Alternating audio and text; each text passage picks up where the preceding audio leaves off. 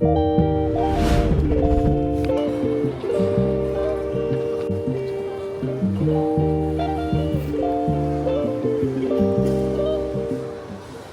back to another vlog with VicLaw TV. Me and my wife Carla are going to Seoul for a much needed break.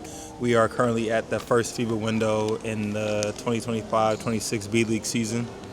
And for all you guys who don't know, the FIBA windows are periods broken up throughout the year where the national teams can kind of get together of each country and either host or compete to qualify for major events such as the World Cup and the Olympics. So during these FIBA windows, typically every year in the B-League season, it's in November, and then secondly in February. Team Japan will get together, they'll practice, and then they'll go off and they'll play and compete to try to earn a spot, whether that's in the World Cup, which is coming up next year, or if it's in the Olympics. We're gonna give you guys a sneak peek into our FIBA window break. This trip is actually gonna be pretty special because we are joined by fellow B-Leaguer Chris Smith and his wife. We're gonna do an interview and just hang out with Chris and kind of do some touristy things around Seoul and give you guys the inside look. So I hope you guys enjoy.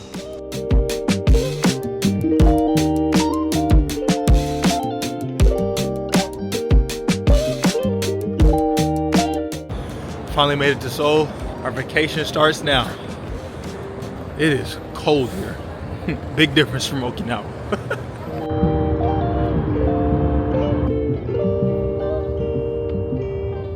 Okay, we made it.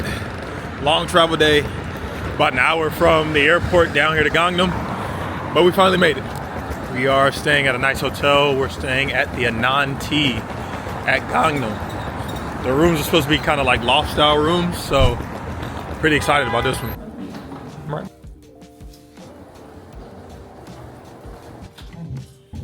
Ooh, okay. Wow, this is nice. Ooh. Carla, tell the people hello from up there. Oh yeah, this is nice.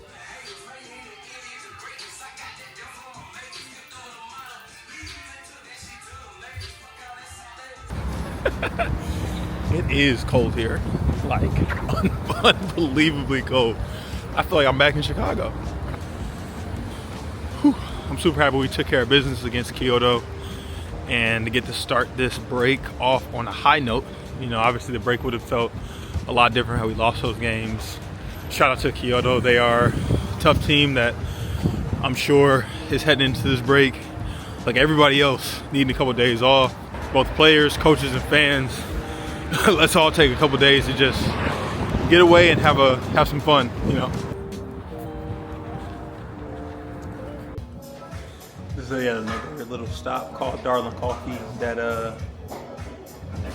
I guess the MVP of our team has found yet again. She usually is the one finding all the stuff, but this is our first stop called Darling Coffee, and after this we're going to Hongdae to meet Chris Smith and his wife for a fantastic dinner at my favorite restaurant in the world.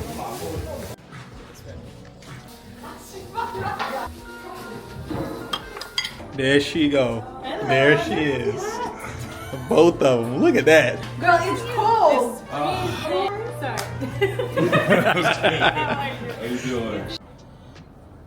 This is my favorite restaurant on the planet. This is a place we came to last year. My wife found it. Just kind of a eclectic place that was ranked pretty highly. We came in, we tried it, and it was some of the best food I've ever had. We're now taking Chris Smith and his wife here. Hope we have a great time. I'm gonna show you guys a little bit of the food and kind of what they have to offer. Very small niche place, but food is great. Flash on is crazy. It's crazy. Go ahead and give it the one bite. Let's see the one bite test.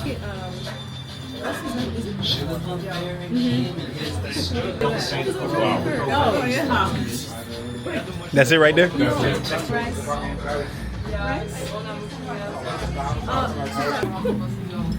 Don't be greedy. It's kind of spicy too. That's good. That's flame.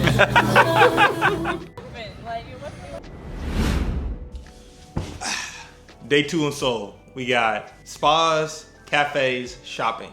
Gonna give you guys a little inside look into some of the brands we love in Seoul, some of the walking tours, and just the sights and sounds. See you today.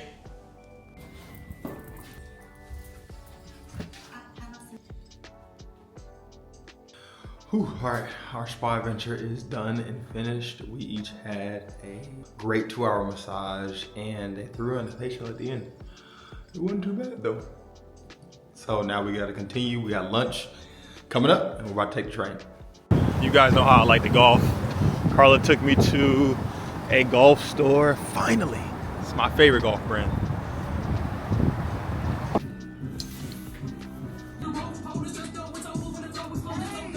Making deals for pharmaceutical company. I love this country with my heart with the flag. We got the goods. Next time you guys see me on a golf course, I'll have reinvented golf fashion. Stay tuned.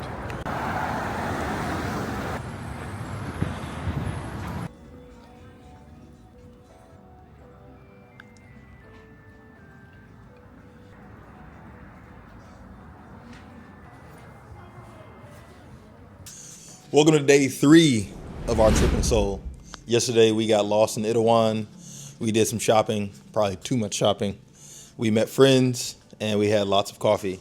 I've been getting a lot of good feedback for the vlogs and vlog style episodes from other B.League players. I also do this and some of the fans.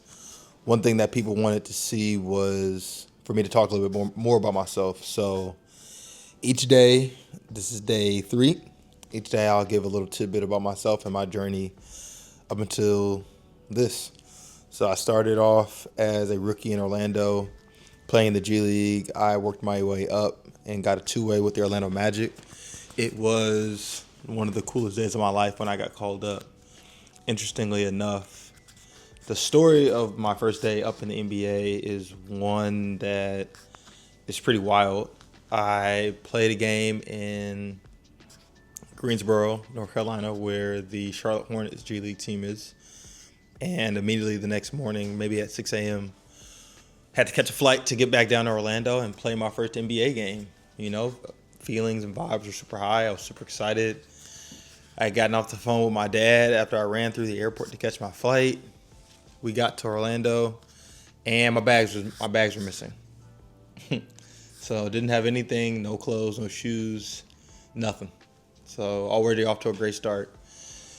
Then I get to the gym and I'm excited to see everybody. I'm trying to give everybody hugs and high fives and whatever, but everyone's in this like just super glum, horrible mood. You know, I'm kind of looking around like, you know, what the hell is going on? You know, are you guys joking around with the rookie? Like, what's happening? And I come to find out that Kobe Bryant has just died. And I tell this story not to take away anything from the passing of such a legend or a great basketball player, but just to say, what are the odds? Like, what are the odds that the day I get called up, a literal icon in NBA basketball, and not just NBA basketball, but the world, has passed away? It almost seemed like my NBA career was almost a bad omen from the start. We ended up playing the Los Angeles Clippers that night. The game continued. And I got to see Kawhi Leonard score maybe 18 points in a row. I had front row seats to that. I ended up checking in at the end of the game. I got a couple rebounds, got an assist. So it was a day of ups and downs, let me tell you. It was something that I'll obviously never forget. If I'm blessed to have kids, this will be a story that they'll hear, I'm sure, time and time again, just as I have just told you guys. That's something that not a lot of people know, and now you guys know it. So come with us and follow us as we go day 3 in Seoul. We're starting off the day getting some nice American pancakes. I've been craving these for a while, guys. I'm not gonna lie. I don't mind Japanese breakfast, but I need some pancakes. Need them. What are you thinking? You need pancakes too? I do. Carla and I were pretty excited about this pancake house, and it is closed today for unknown reasons. Look at this. This is crazy. American breakfast and pancake. Come on. Okay, day's not lost. We found another pancake house in Seongsu that we are now going to called Mitboard Seoul. Never heard of it, but our navigator found it. And I'm praying these pancakes are elite.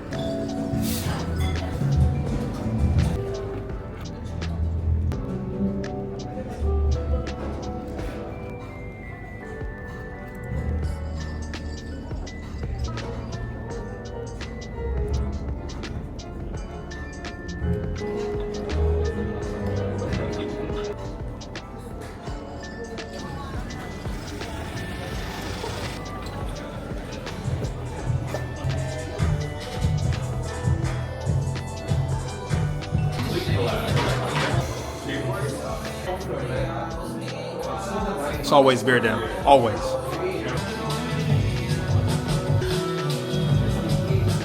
This is great content. All right, Carla, let's see if you can name all of them. What team? Chicago Bears, San Francisco 49ers. 2 for 2. Detroit, Chicago. Detroit, Carla, come on. Meg's team. Buffalo Bills. Oops. And then what's We this are team? Giants. Okay. What's that? Hold on. Come on, Carla. What does that look like? Y'all see it. Yeah. Mike Dicker. All right, it's a little short in the arms, but boy, y'all see me out here? Yeah. Yeah, you see me out here in this. We're in line for the famous Korean salt bread. This is my wife's idea. She is just dying to get it. As you can see, this line is wrapped around the corner, so it better be worth it. Carla? It will be.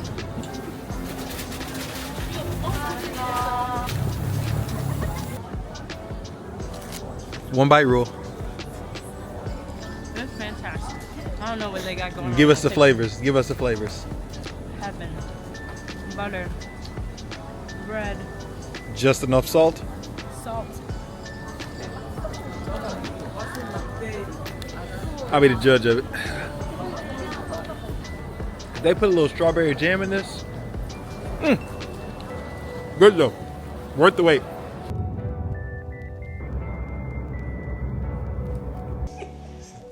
All right, what's up, Big Law TV? Welcome back. We are doing something a little special today. We are currently in Seoul, and we have a special guest, Chris Smith. Chris, what's up, dog? What's up, man? First of all, thanks for having me on the show. Have gotten lucky enough to get some of his time. We're gonna do some rapid fire questions and some questions to give you guys an inside look into Chris Smith and his experience in the B.League.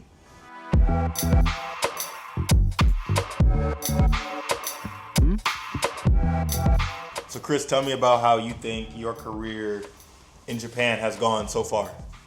Decent. Been able to do the playoffs pretty much every year so far.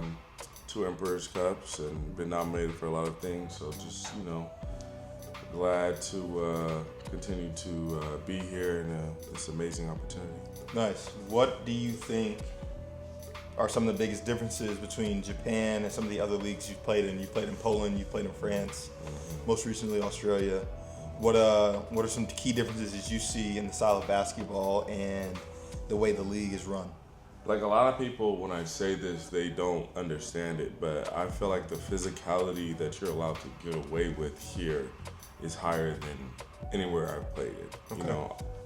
You played in Australia. Yep.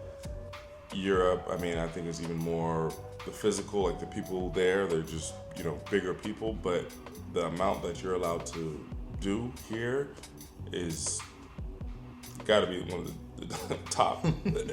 It honestly is crazy because like you said, in Australia, even the NBA, like the players are bigger, but I do think that some games it's just, I don't want to say you're playing football out there, but you are definitely Pretty much allowed to kind of wrestle with guys out there.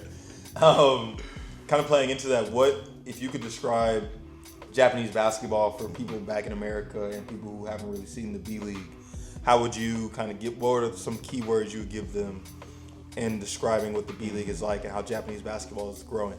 So I'll say, like you said, physical and fast. The pace here is unbelievable. Okay. Everyone here, there's people you just cannot guard.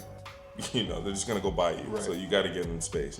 It's very organized as well. I feel like the teams do a pretty good job. Everything is structured here, so they do a really good job. Having order and just playing the right way. Got it. You have just recently played on the Cheetah Jets. We were teammates a couple years ago. but you have a longer tenured and longer experience as a Chiba Jet. Do you have any kind of, I don't want to say last remarks, but words to fans from Chiba that kind of welcomed you and you seemed like a fan favorite there? I mean, just coming here straight from Europe, my first year, me and John, starting from the quarantine hotel, just everyone's been nothing but supportive. Even when I left to go to Australia, the fans were still writing me every other day, just please come back to Japan. And even now, even though I'm not on the team, those people still showing love, still writing to me, they're still coming to the game, so it's nothing but love. Got it. Out there, yeah. So how has Hiroshima's organization and the fans kind of welcomed you in and made you feel like a part of their extended family and organization as you've left and transitioned from Chiba? Oh man, yeah, obviously I felt like it's like I haven't missed a beat. I've just come on the team, it's like I've already been here, cool with everyone on the team, the guys, the fans, they show out every game, they do their thing, they see us around town and always say what's up to us, so it's, I can't complain about it. It's Nice. a great atmosphere. You recently just made the All-Star team, first time of your Japanese B.League career making an All-Star team. What does that mean to you? First of all, congrats to you as well. Appreciate it. Being a fellow All-Star, I'm allowed to say that, right? Yeah, Okay. appreciate it. But yeah, man, it's exciting. I know me and you, it's an experience, to be recognized for the work that we do. And yeah, we just want to have fun. I mean, it's a great honor. Just want to go out there and I guess give the fans what they want. For sure, man. I think it even is more reaffirming and validating to an extent just because the All-Star game is fan vote. And so it's credit a lot to our fans, both the teams we once played on and the teams we currently are on. For me, it's the Kings fans and even some of those Jets fans who are still supporting and casting their votes every day who have gotten me in. To me, when I first got to the B-League 4 seasons ago, shit, that seems like such a long time ago. But I know. when I got to the B-League 4 seasons ago, it was, it seemed like the All-Star game was like, I don't want to say this exclusive event in the way that it would originally mean. I feel like the same guys went to the All-Star game. Like, it was like the B-League favorites were always in the All-Star game. It was the same guys that got to play. And that's no shade to them. They obviously like are fan favorites. Like, that's what they do. So the All-Star game at the time had never really dawned on me to be, let me be All-Star. It wasn't until 2 years ago that I really started wanting to be an All-Star game because the game was in Chiba last year. And I thought it would be so cool to play in the new arena, play with some of my old teammates and still get that feel of being back in Chiba, seeing the fans. I feel like this year is a lot more reaffirming just because a lot of you guys made it and some of you guys aren't even on Chiba that are still on the team. And so I feel like it's a cool reunion of old friends, old teammates. They get to come and play together, get a weekend away from our jobs and kind of just get to have a weekend of fun. Last question, how has your trip in Seoul been so far? This is your first time here, what have you thought? I mean, it's great. We've had you guys help us around, navigate. It's a lot of little things they don't really tell you, and it's just very interesting seeing the differences between Japan and here, countries being so close. But no, I mean, it's been nothing but love. I mean, there's a lot to do here. It's like Tokyo. It's been a great experience. I've spent too much money shopping. Well, I think we both have spent too much money shopping. Okay, fans, one thing you guys might not know about Chris Smith is that he is a huge Dragon Ball Z fan. Self-acclaimed, too. So we're about to test that theory right now. We got 10 quick hitter questions about Dragon Ball Z knowledge. Let's see if Chris knows them. You ready? Yes, but let me clarify that the Japanese Dragon Ball Z with the language barrier is different from the U.S. one. So Okay, we'll give you U.S. questions. I'm just letting you know some of the names are going to be off. All right, that's fine. I'm going to give you some... Okay. We have a translator, but I'm going to give you some easy ones, and I'm going to give you some curveballs at the end. All right. You got 10 questions. Here we go. Starting off with number 1. Who is Goku's first son? Gohan. Okay, 1 for 1. Come on now. What is the name of the dragon that appears? Shenron. Okay, 2 for 2.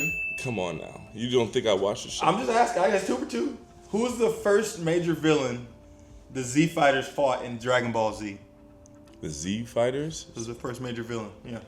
That could be a trick question. So are we talking about Vegeta? Z Fighters. That should give Cell. you enough. No, it's Raditz. Raditz. I knew it. 2 for 3, guys. 2 for 3. God. He ain't that good. What planet is Vegeta from? I know this. It got blown up. Yep. That's gonna be the next question. What planet is Vegeta from? Frieza blew it up, and it was what is it? Planet Vegeta. 2 for 4. Who blew up Planet Vegeta? Frieza. 3 for 5. All right, guys. 3 for 5. He's all right. He's not bad.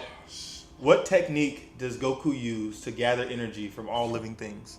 The Spirit Bomb. Okay. Okay. 4 out of 6.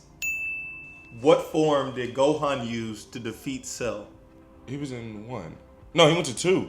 He got. Which to 2. one is it though? Final answer. Which one is He it? got to 2. Okay. You're 5 and 7. Yeah. That boy looking for something. What is Piccolo's special technique called? His move, yeah. What is that move called? Sensu bean. No. No. No. That's the thing. Hold on. Some viewers of Dragon Ball Z will be really disappointed that you don't know Piccolo's moveset for certain reasons, but I'm not gonna say why. But it's not Sensu Bean. No, it's not that. It's not Galagun. It's No, Vegeta's. that's Vegeta's. Wow, that's not even an original name. Special Beam Cannon. Special beam cannon. 5 Oh, and 8, wow. guys. 5 and 8. Oh, I knew that. If Chris doesn't get these next 2 answers right, he's not gonna pass. I'm not passing. Okay, come on. Who's the name of the doctor who created Android 17, 18, 19, and Cell? Ribbon Army. No. Dr. Giro. Do you know the character Tien? Yes. When he does the move that's like this, what is that move called? He shoots a ray out. What is it called? He was in like 1 season. What's his special technique called? Something freeze. The Neo Tri-Beam. Shin Koho. Wow. I'm a bit disappointed, Chris. Yeah, those questions. Come on now. I mean, Chris, come on. Lord, you're supposed to know this. Oh my God. You're supposed to be this is supposed to be your genre. You're supposed to be a savant at this. That's crazy, guys. Oh, it's been a minute, guys. We just debunked it. Chris Smith doesn't know his Dragon Ball Z. Fans, message him, DM him, whatever you gotta do, tweet at him. Help him get up on his Dragon Ball Z knowledge. I need to rewatch everything again. Oh man, this is embarrassing. And you lucky I ain't ask you. I know. That guy ain't really go all the way back on. I know. No, Dragon Ball I watched. That was like the one from like the 80s. I watched that. And I watched Dragon Ball Z. That's when I was growing up. Dragon Ball GT, it started to like, you gotta have certain, all right, you can get that.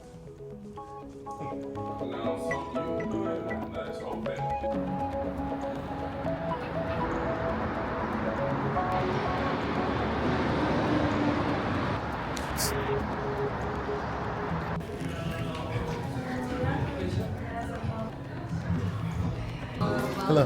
Thank you.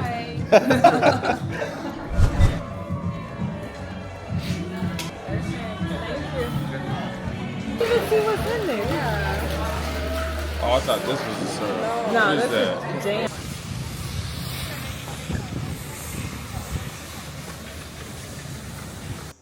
And that's the end of day 4.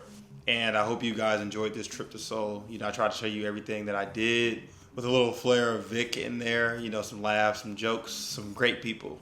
Remember to leave in the comment section some things that you guys would love to see, whether it's more interviews, some more sights and sounds, a little bit more about myself.